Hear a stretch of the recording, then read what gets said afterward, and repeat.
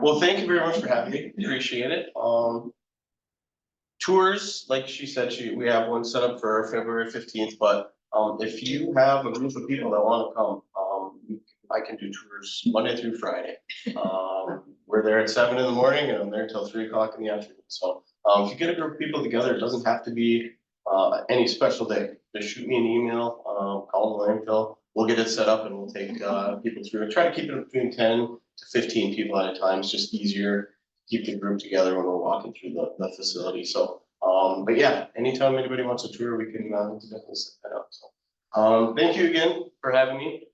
This is my recycling power plant that I do. I actually spent 3 days up in Bay Cliff for the 5th grade students when they go up there. So this is a little bit of what I've given them. So I've updated a little bit more. But yeah. My wife being a 5th grade teacher, I got roped into that, and I love it. It's great going up there to talk to the kids. So yeah, we can start this. I got a lot of slides, so we'll go through it, and like I said at the end, if you have questions. So go ahead, next one. So why is recycling important? It extends the life of our landfill, saves natural resources such as water, timber, and minerals, and it protects the earth and all things that we protects the earth and all the things that we live on. So Marquette County, we have a single stream recycling. So that means that all your material can go together in the same bin. We try to make it easy for everyone. We do this, makes it easier, which leads to more people participating in recycling. This also helps keep the recyclables out of the landfill. And for us, we can have more materials to our end users, which is the end. Next one. So what is recyclable? Go ahead. We broke it down into a couple different categories. Rigids, we call it. This is going to be our plastic, metal, glass, and our aluminum. Examples of plastics can be ketchup, mustard containers, milk jugs, yogurt cups, shampoo bottles, laundry soap containers, any kind of cleaning bottles, Windex, Clorox, as well as many other things. Anything with a neck primarily is what we are after to keep out of our landfill, because that's what we see in the most of. Next slide. Examples of some metal, steel or tin cans, soup, pet foods, tuna cans. These are all perfect recyclables.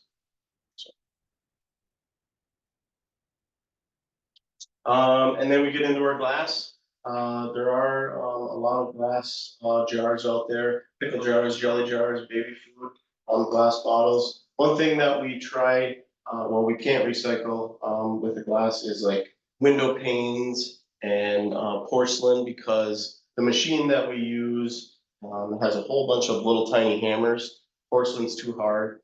Hammers are very expensive. And then the window pane, because the hammers break up the jars so many times through the process, if you have a window, it shatters so much smaller than a jar because it's so much thinner that it will have sharp edges, and we just can't have that in our and then the third one is fiber. This is our paper material, so newspapers, magazine, cardboard, cereal boxes, paper towel, toilet paper rolls, junk mail, just a few of them. One thing I will say that I've got a lot of questions on has been pizza boxes.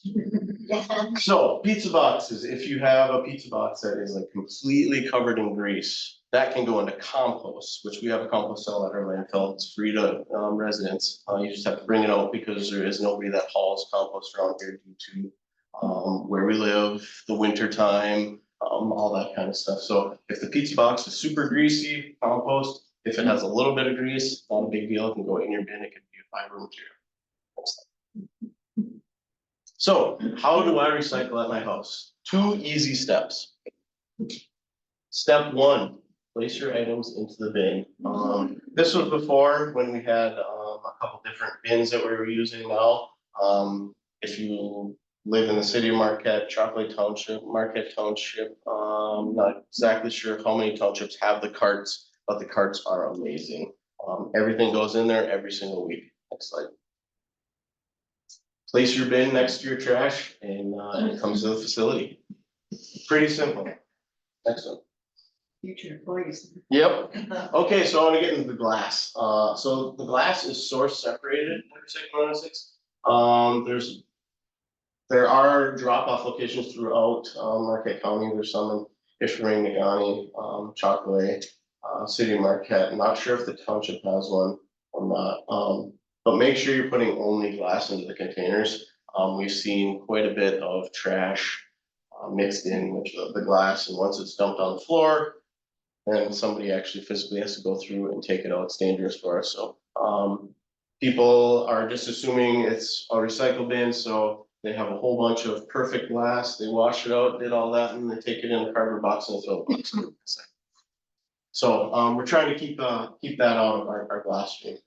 We accept glass free of charge Monday through Friday as well. For people that don't have drop-offs in their county or their townships, I mean. We repurpose glass two different ways at the landfill. We make a sand material and an aggregate. So the sand is used to sand our roads. We have a lot of paved roads out there. We sand it all winter long, and then in the springtime, we have big sweepers on our equipment. We sweep it all up, scoop it up, and we save it again for the next winter. So we also helped Michigan Tech. They had a pilot project in Dickinson County. Because one of the main components in the asphalt was fly ash, which we no longer have that anymore. So they're looking for alternatives for asphalt and also concrete. So Michigan Tech, one of the professors up there, Professor Yu, approached us a couple of years ago about getting into this.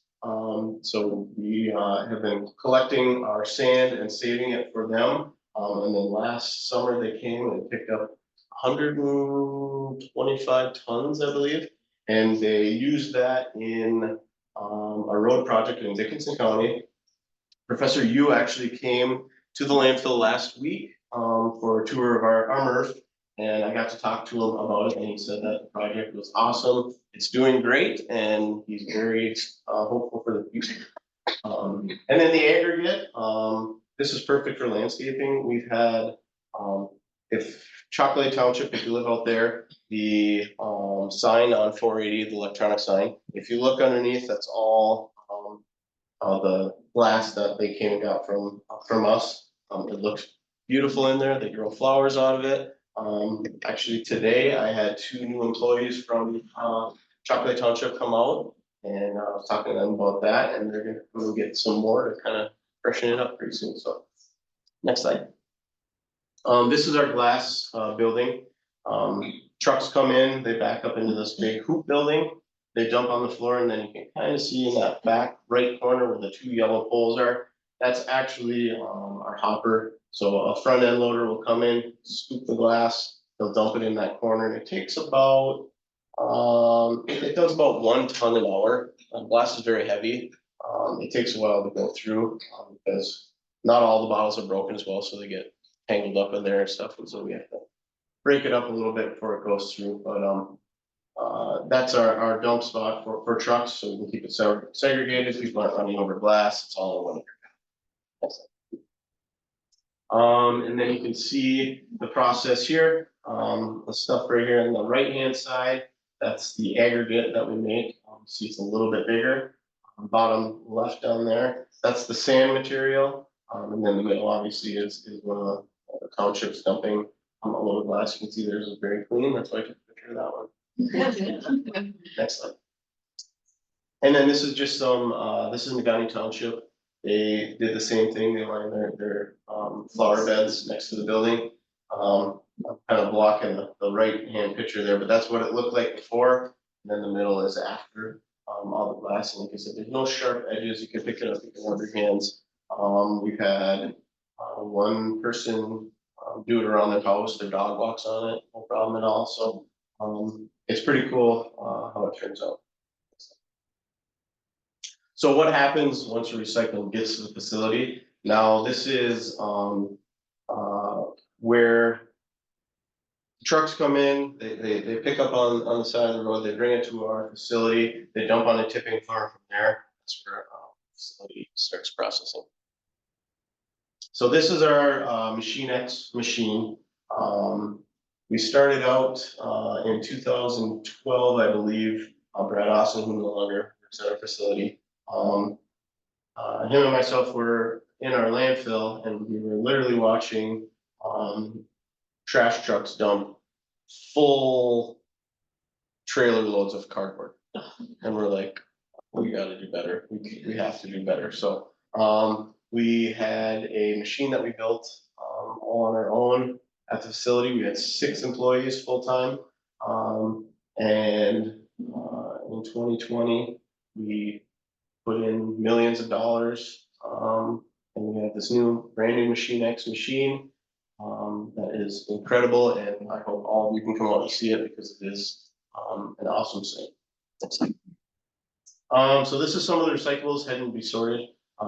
Lots of conveyor belts. If you've already been there, you know, you're upstairs, you're above everything, and there's just catwalks everywhere. And there's some conveyor belts sitting here, there, here, everywhere. So, next slide. This is separated materials. That's actually on an incline. It's going up into our hopper. All of that has been sorted by people. So it looks great. We also have an AI robot that helps, but we'll never get away from the human aspect. The baler machine, it compacts the material and wraps it with baling wire. So you can see on the left, that is our cardboard bales. And on the right, those are our plastic bales. They're all different. The baler machine has different pressures that it sets it to. We have to send out 40,000 pounds, 20 ton per semi-load. We send out 1 to 2 loads every single day. This week has been a really great week. We've actually sent out 7 loads already this week, and we still have 2 more days to go. So we're doing really good. Cardboard and mixed paper, those go to Sunoco in Green Bay, where they make a whole bunch of stuff. They make the paper towel and toilet paper container rolls, the cardboard that's in the middle. They make those there. They make Pringles cans. They make Pepsi 12-pack holders. They make the brown paper towels that you get in bathrooms and stuff. And then they also have paper machines where they actually make new paper. Next slide.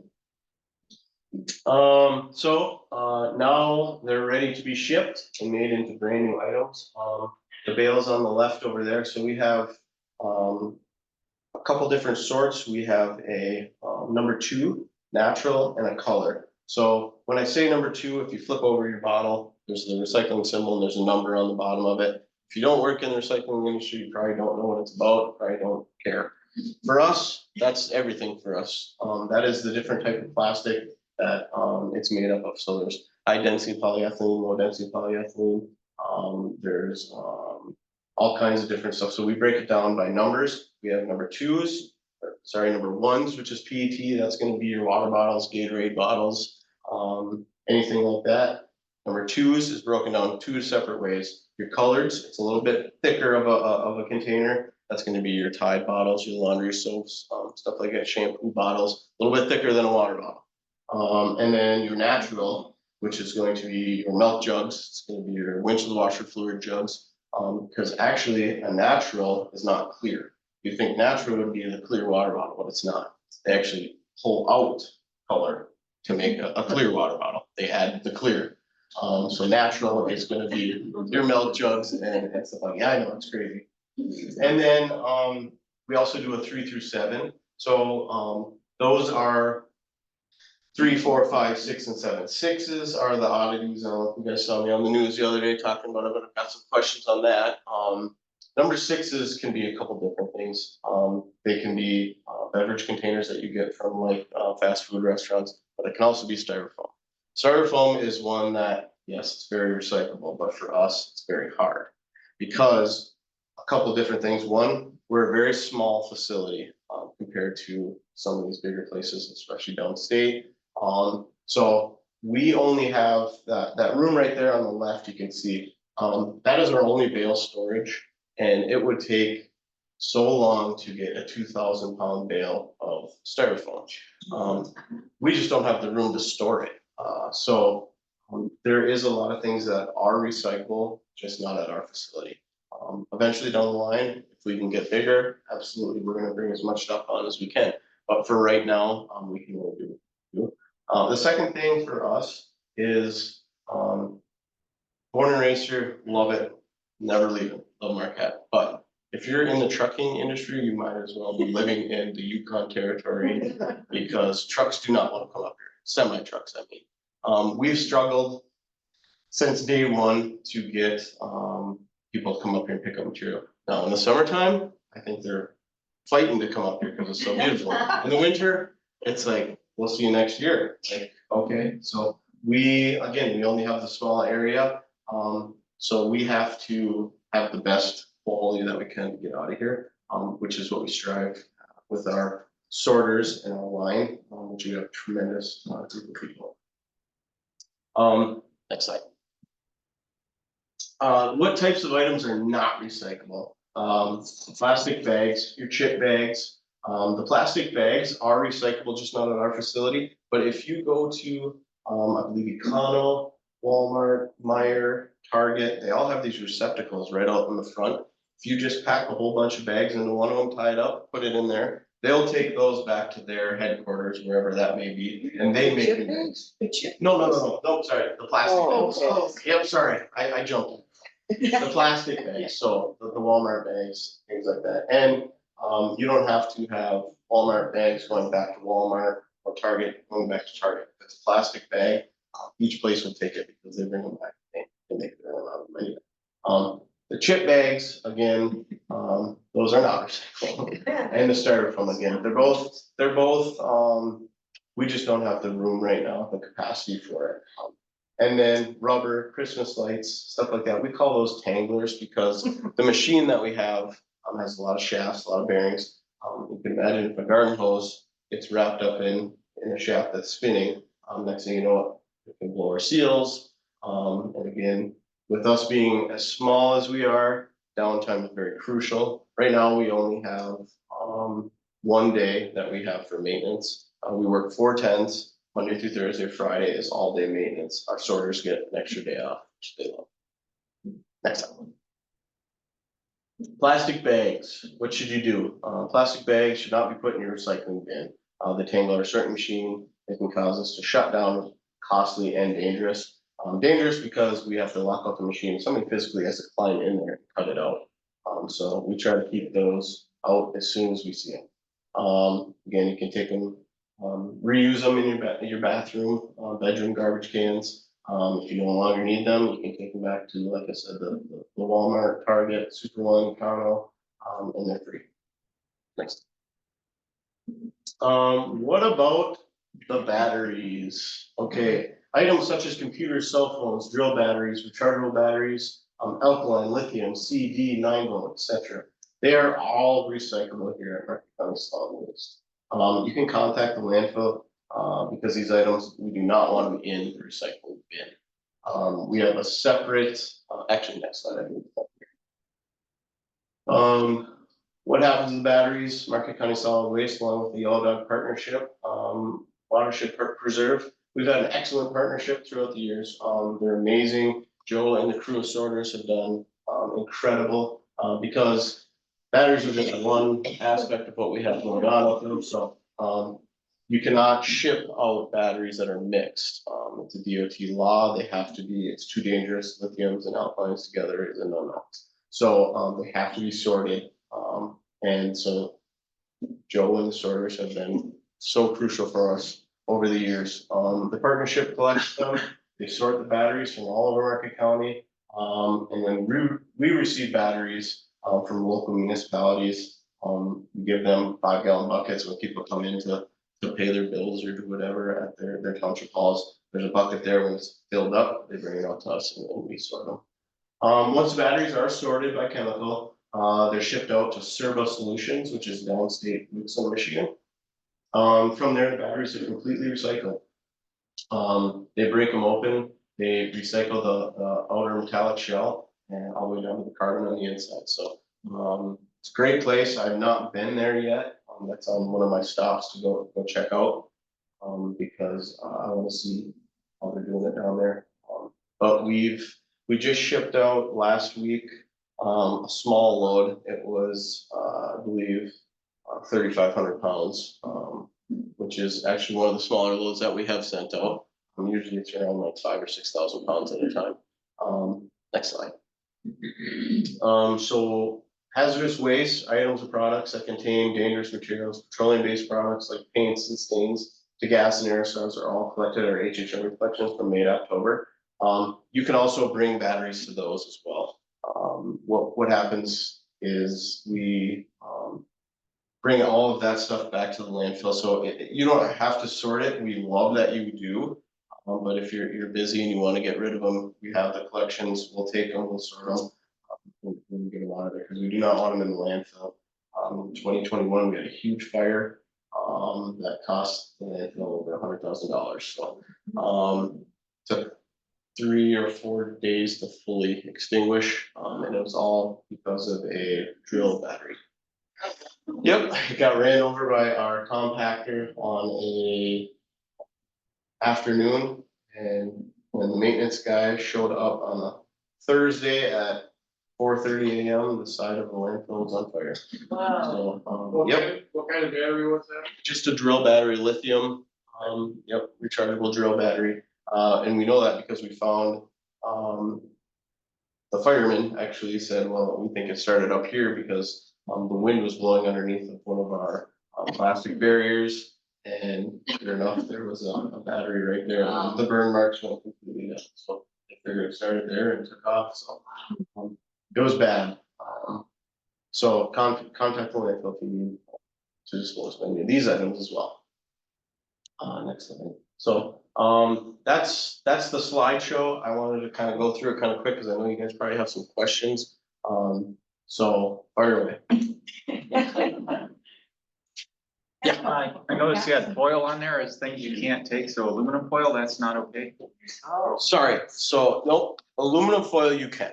Yep, you can definitely put aluminum foil in your bin. The foil that I was talking about would be like chip bags and stuff like that, that kind of foil, yep. So aluminum foil, yep, for sure. So how do you want to do this, Joe? You want me to just- I'll just. Okay. You can read off the questions and then we'll go to hands or whatever. Okay, so you want me to just start with this? This one says, should we remove covers from our glass recyclables? Yes, please. That was a great one. Because our glass machine, obviously is just for glass, but the metal lids, especially on pickle jars, baby food jars, those are recyclable. Put those into your bin. Yep, put that metal into your actual curbside bin. Yep, so that was a great one. How about the plastic, sometimes you get a little plastic on top of the glass. You want to take the cap off and it. Oh, like olive oil or something like that? Yep, you can throw that into your recycle bin as well. Yes, please, yep, because we actually have to have somebody that stands right at the hopper and he has to pull stuff like that out, so we see more stuff, the better for him. Plastic inside. Yep. And the stuff around the outside. Like, yes, so any type of like plastic that's on the top of it, if you can pull it off, that would help out, for sure. Labels on glass. Labels are okay. Yep, labels are okay. Those hammers demolish it, so we take care of those. This one is what type of plastic bags can be recycled? Grape bags, lettuce bags. So those are not recyclable. They're almost akin to like a film. We just don't have the space for it right now. And so we some things, like I said, are recyclable, just not at ours. Can those go into like the Walmart bags? I'm not sure. I can look into that for sure. I'll Interesting. let you know. Yeah, do you? I do too. Okay. I'm a wish site. Yeah, wish cycling, yeah, so. Okay, next one, how is plastic recycled? Okay, so, we send our PET, our number ones, our number two, Color and Natural, we send those down to, Dundee, Michigan, to a place called Clean Tech, and they are a bottle to bottle, plant, so every bottle that we send, they, melt down into molds and they make new bottles and jugs, containers.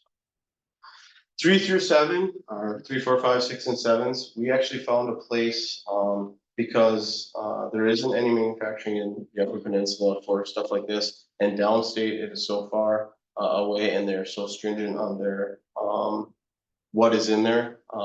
They will take a bale, some of these places, we don't send in our stuff to them, they will take a bale, they'll cut it open, they'll take what they want. The good number 5s, and they'll throw the rest away. So, we don't go to any of those facilities. So we found a place in Canada that, is in Sarnia, and they take 3, 4, 5, 6s, and 7s. They grind everything together, put it in molds, and they make every single one of those orange road construction barrels that you see all. So it's perfect for us. Everything goes there, and Brad Austin. Yep, Brad Austin actually went to their plant and saw our semi pull up. They opened it up, cut our bales, ground everything up. He brought back a couple bags I should have brought him with, of ground up, 3 through 7s that they make the mold out of. Can you just mention the fact that, in terms of state rules, regulations, funding, how that impacts where you send it and how Sure. it puts handcuffs on you? Yep, so, it's good handcuffs though. So we have a lot of grants to the state of Michigan, that says that you will be a hub for the Upper Peninsula. You will recycle it, but you better be recycled. You're not gonna send it to a place that's gonna say, oh, thanks for the 5s. Here's your 3, 4s, 6s, and 7s in our land. Because we're a county landfill, so we can't be shipping stuff out to another landfill to fill up somebody else's. So, the state, we have to, report every year. We have to tell them where it's going. They would love for us to send everything to the, downstate, markets and stuff, but, again, it's trucking, it's availability. Sunoco with our paper, they're 3 hours away. The nearest one, for us would have been downstate, at least 6 to 7 hours away. So, like I said, we kind of gotta go where we know, they will accept it, and we have a contract with them now too, which is awesome. Because we'll never get stuck with loads. Some places, they get to a point where the prices are not what they like, they'll hold on to bales. We're not in it to make money, we're literally in it to, save the life of the landfill, extend the life of the landfill, because, Eagle, I believe it was maybe 10 years ago now, they, restricted any green landfills, so they're not gonna be any new landfills built in Marquette. So what we have now, at the Marquette County landfill is it, so we have to extend that as long as possible. Okay. Let's see. Well, I kind of answered this one. Is there oversight of the plastics collected for recycling? Specifically, where do they go and are they really recycled? Well, I can actually let Jo tell you. She went in there and saw it firsthand. So, please come out and check it out. It is 100% recycled. Very good crew. Like I said, we started in 2012 with 6 or 7 employees. We're up to 30. They're all full-time, full benefit employees. So it is absolutely great. You can see it, just gotta see it. Partridge Creek is doing compost and has a pickup route in Ishpeming Marquette. Any discussion on conversion with or converting with them, I believe it says. Yeah, we have definitely talked to them, but again, there's a lot of state rules that we fall under that Partridge Creek does not. And they have something really good going for them. And Mike Stanner, he's our new director. He's been in contact with them a little bit, I believe. I have not talked to him about it. Brad talked to him a little bit before he left. But they have a really good operation going out there from what I know. We have our own compost site, but again, with the rules that we have, we do our own construction at our facility. So all of the compost that we have out there, we make into topsoil, and that's what we use all around our whole facility. We use it for erosion control. So we use it, we love it, because again, the construction wise, we grow grass every summer. So Works, it's free, Yep. at least for chocolate township. no, it's free for everyone. Every Yep. 6 weeks or 8 weeks, I'll take the buckets out there. Yep. Yep, absolutely. And we have a nice facility, so come check that out too. The compost cell is very big. It's wide open. Smells great. What about light bulbs? So mercury light bulbs, those are a part of our hazardous waste. We definitely take those. It's free for residents to bring out. I keep saying residents because it is part, the HHW program is part of our tipping fee. So businesses are not allowed to bring material to us because, again, we have rules that we fall under an Eagle and we're considered a small quantity generator. If you start taking businesses, then you jump into a whole different category and kind of blows up everything we got going. So it's just for residences. If there is any business owners that are looking to get rid of stuff, get a hold of me. I have tons of contacts. I'll let you know who to call. LEDs? Yep, LEDs. Yep, take those too. Yep, yep, absolutely. Yep, we take those too. So where does the plastic go? I kind of touched on that. How is it reused? New bottles into the barrels. Oh, this is a good one. How clean do containers need to be, especially shampoo and detergents? So it doesn't have to be crazy. You don't have to put them in your dishwasher. I did have a lady come out and she's like, oh, thank God, I've been putting all my recycling in my dishwasher once a week. I'm like, well, people definitely appreciate it out there, but not necessary. Put a little water in there, give it a little shake and you're good. Peanut butter, yeah, please don't throw half a jar in there. But if you have a little residue on the edges, that's fine. That won't hurt our machine or our people, so. You're good Paper there. around the metal, does that matter? I'm sorry, The label around the metal can, does that? no, you're good, throw it in, yep. Okay, so And the lids? Did you take that off? throw it in your bin, yep, that'll, we have a magnet, so, that'll go through, even if it's, we have two types, we have an eddy current, which is for aluminum, which is really cool, if it goes over that, perfect. So aluminum pushes, whereas steel and tin pulls. So if it goes over the eddy current, if it hits the eddy current, it'll throw it. And then if it's on the steel or tin, once it goes over it, it will pull it. So it's really cool. Another one, come on, check it out. That was always a good one for our 4-year-old. When he was little, he could learn to separate the steel from the tin, because that was the magnet. Yep. Or from the aluminum. Mm-hmm. And he had a good science. Yeah, heck yeah, it's perfect. So which parts of the recycling program are public and which parts are privatized, subcontracted? So all of our stuff is public. We don't have any partnerships with anyone. But we are the kind of the not the end user, but we are, all the material is delivered to us. We don't do any hauling. So we're not out in the public picking up bins. We're not doing anything. That's the waste management's, North Country, GFL, some of the smaller people that are out picking stuff up too. So we are just the processing facility. So the public side is everything that comes to us is public knowledge, what we do with it, where it goes, anything like that. The private side, what they do with it, it all comes to us. So, all right, do townships, transfer stations, the Marquette County, send their recyclables to a facility at West Branch? Absolutely. Yep. We're actually the only recycling facility in the UP besides Escanaba has a very small one. And then there is one in the Sioux towards that way. They're called Great Lakes Industries. They do a little bit over there. And then their stuff just goes directly on state. But anything in central Upper Peninsula, all the way to the west side comes to us, including Menominee County. They drive it up to us.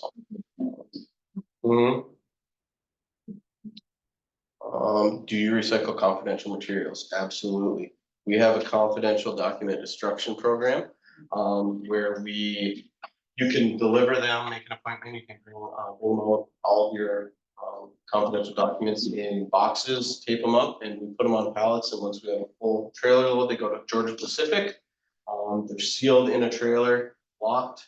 They will not be open. The truck is not allowed to stop until it gets there. Once it makes it to Georgia Pacific, they put it into a de-inker. They de-ink every piece of paper and then from there they pulp it and they make new paper out of it. And it's a free service. So we actually would appreciate it if people would do that instead of shredding. But if you do shred, I wanted to touch on this. If you do shred, that's good, but please don't put it in a plastic bag. We see a lot of that. If you have shreds, what you can do is put it in a paper bag, tape it or staple it. The staples are fine, they'll go to the plant, no problem. But the fines, once they're in a plastic bag, if it rips open, it's just like it's snowing inside. Like it's hard for us, so it won't get recycled because it'll fall down through fines. So if you really want to shred, please put it in a paper bag. Yeah. Now, what part of recyclables are recycled? If you take all this stuff, I know you're doing an excellent job, thank you for a great presentation. What percent of recyclables really recycled? So, 10%, That 5%? people are sending in, you mean? No, of all the stuff, of all the plastics that we could recycle. Oh, Yeah, that could of all be that, recycled. so- Okay. so we I think did. National, I think that is like a 10%, right? Yep, so we did a survey when we first started this and it was, I wanna say, it was very low. I wanna say like 5 or 6%. And now that we've started, this is gonna be our 4th year. I believe we're up to like 16 or 17%. So it's a big jump. Yep, it's a big jump for us. And which is- paper products, do you have any? Not off the top of my head. Paper is our driver. We see so much paper and cardboard. That is like, because, if you think about it, it's, we also, collect from businesses and a lot of businesses have boxes of paper. We see a little bit of plastic containers from them, but, majority of that is boxes and the Amazon effect. Everybody has boxes. We are getting just inundated with cardboard, but it's great. That's our driver. The confidential papers, Mhm. is there a size box that they have to be in, or like a boot box? Or? That's perfect. Bankers boxes, boot boxes, whatever you have, that you can just seal because, the confidential stuff, we don't wanna have our employees in there trying to tape it for you. So when you show up, we'll unload it for you, just as long as it's sealed up and there's the lid on it. Mhm. Josh, could you talk a little bit about the possible increased capacity that could come? Sure, yep, so, we've been working with the state of Michigan as well, because of Part 115. That is going to mandate, townships and cities all over Michigan. If you offer curbside trash, you must offer curbside recycling. So, there is urban, rural areas, within the UP that, they have a burn barrel. So, they're getting rid of that. They want people to recycle because, it's a problem in some of the areas because they have trash and people want to recycle. We have people that drive from Munising, just to drop off a couple bags of recycling, which we take. But it's just sad that they don't have that option in their town. So, it's getting better, but, the capacity wise right now, we put in for a grant from the state of Michigan, which we received. It's a $900,000 grant, to expand our tipping floor, make it bigger. We can accept more material. Mhm. So I hear you say that it's okay for people from Unising to do this. I have sister and brother in the ST who've been doing it on the spot. They thought it was like really illegal, No. but now all of them do it. Yeah. Wow. Yeah. Yep, so the only thing at our facility we cannot accept is out of county waste. Because it's the county landfill is paid for by everyone that lives within the county, so we can start accepting stuff. Out of county filling up, they're not paying the same, so, we cannot accept any trash from out of county, but recyclables, yep, we take them, yep. What about, Tetra Packs or milk cartons and then all of the little lids that are on it? Yeah. Keep the lid on it. So the Right, Mark. labels are fine. It's the Tetra Pak that you're talking about. So again, with where we're at, there isn't any viable place for us to take those right now. Take your lid off, take the plastic lid, throw it in your bin, but right now, we don't have anywhere to send the milk cartons because They won't accept it at the fiber mill because there's plastic on the neck. So it's one of those ones that has both. And we just don't have a market for it yet. With the expansion of our tipping floor, we're also trying to get an expansion for our bale storage, which will open up room for us to add. Is there also a size limit on like how small, like a glass jar or? Nope. Bottle, plastic bottle? No, if there's a number on it, put it in your bin. Glass separate. Yes, yep. Yeah, because the Tetra Pak, we can't do anything with, but the plastic lid, yep, for sure. Mhm. The what's? Yeah, it's got like, okay. Yep. We're going into conversations, which is great. Any other questions for Josh? Sure. handle any What's that, e-waste? So we did handle e-waste at our facility, but what we do is we just send people to Goodwill, because that's what we were doing with it. So instead of people driving out to the landfill, dropping off the e-waste, and then us packing it up and driving it to Goodwill, we just tell people to bring it there. They have some charges for larger electronics and stuff. I'm not exactly sure what they are. But that's where all of our e-waste goes. When we collect it, we ship it off to Goodwill. So we just tell people, instead of driving all the way out to Sands, unless you really want to take a look, drop it off at Goodwill. Mhm. Yeah, yeah. Yeah, after the plastics are bundled, Mhm. Joe, you said you saw that happen. Oh, yeah. Okay, so then where do they go? So the PETs, number twos are shipped to Dundee, Michigan downstate to Clean Tech. Our 3 through 7s are shipped to Sarnia, Canada. Okay, so do you know what happens to them when they go? Yep, so Dundee, they make a bottle per bottle, so when they cut them open, they grind up the pop bottles, make new pop bottles, water bottles, whenever they make it at the facility, I'm not sure the brand. And then they make new milk jugs, they make new colored jugs. And then the 3 through 7s, the one that go to Canada, that's where they make the orange road barrels. Yeah. Mhm. Okay, the reason I asked is I've been doing a lot of reading. Mhm. And the price of Attention, making. patrons, the Peter White Public Library is closing in 30 minutes. I got 15. Once again, we are closing in 30 minutes. We got. The cost of making what they call virgin Yep. plastic Mhm. is often cheaper than having to sort all this stuff. Mhm. And try and put things together that can actually be heated together and made into another product. Mhm. And it's often, when it happens, it's often the type of plastic that's made from those mixtures is often kind of inferior, and it has maybe a lifetime of one usage. Mhm. Another thing is, some journalists and some environmental groups have done studies where they track, well, they'll put a little electronic tracker or GPS, I'm not sure what it is, on say a detergent bottle Mhm. or filmy bags. And they find most of the time those don't get recycled, and sometimes they're shipped overseas Mhm. to third world countries where they have no infrastructure to deal with it. Mhm. And, you know, they have people who are impoverished who are sorting through all that stuff, trying to find Yeah. something worthwhile. So that's the wonderful part of living where we do. None of our stuff ever leaves the Midwest. It's just too far. The only way it's gonna get overseas is if it's on the coast, way over on the West Coast or even the East Coast, and none of our stuff goes there. That's why, another reason, part of my job is to make sure that the facilities that we send our material to is a legit facility. So I can assure you that it is being done.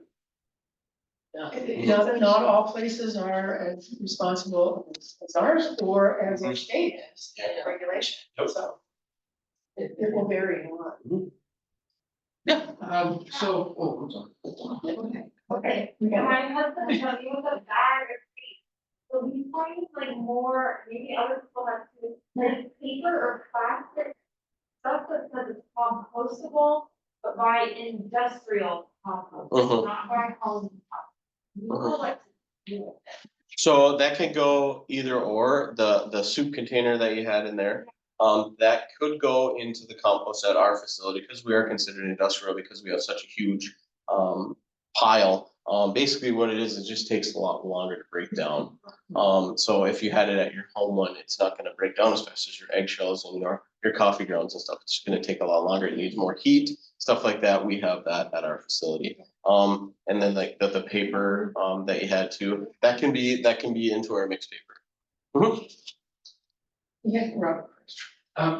So you answered the e-waste question, but you had a slide that suggested, I think, that you did take electronic waste. Yeah, like and computers and so forth. And so I just wanted to be clear that the preference for you is that all of that kind of stuff, TV Yep. or, stuff should go to good.